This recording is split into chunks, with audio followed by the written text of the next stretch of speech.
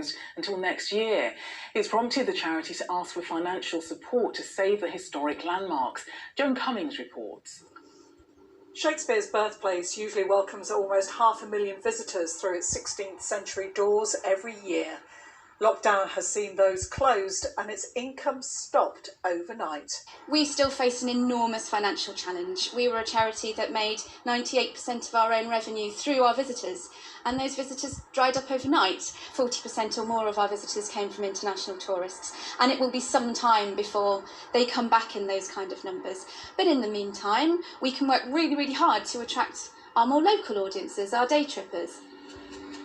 The Trust usually generates £8.5 million a year from all its properties, but just the birthplace will reopen on August the 1st, with the remaining 4 houses closed until 2021. Mary Arden's farm had only been opened for 3 days when lockdown was imposed, but now it and the rest of the buildings are being cared for to ensure that the bugs don't take over during the enforced closure.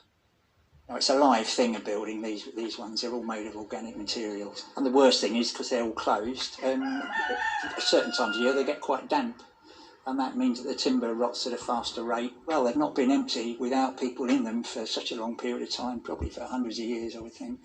It's rumoured that Shakespeare was taken away from this house as a baby when the plague was rife.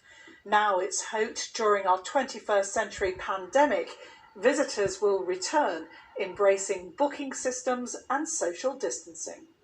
So everyone from everywhere in the world want to see this. It's quite important, I think. Once the English get onto the bandwagon, then they'll keep coming. It's somewhere where we'd like to come again, I think, so it'd be nice to be able to go and visit next time. The birthplace say they are determined that the houses will survive the pandemic. Less certain is the future for the 240-strong workforce who are currently subject to a restructuring programme. Joan Cummings, BBC Midlands Today, Stratford-upon-Avon. OK, on to the football now, and a big win for Aston Villa tonight that lifts them out of the Premier League relegation zone for the first time since February. They beat Arsenal 1-0 and will go into the final round of matches at the weekend with a good chance of avoiding the drop. Here's Giles Latcham. With just one victory since football's restart, Villa began the evening teetering on the brink. And ominously, Arsenal, off the back of 2 big wins, were soon dominating possession. But it was Villa who made the first clear chance, and they took it. Hourihan's corner touched on by Mings. Trezeguet finishing with precision and power. In this long, difficult season, a massive moment.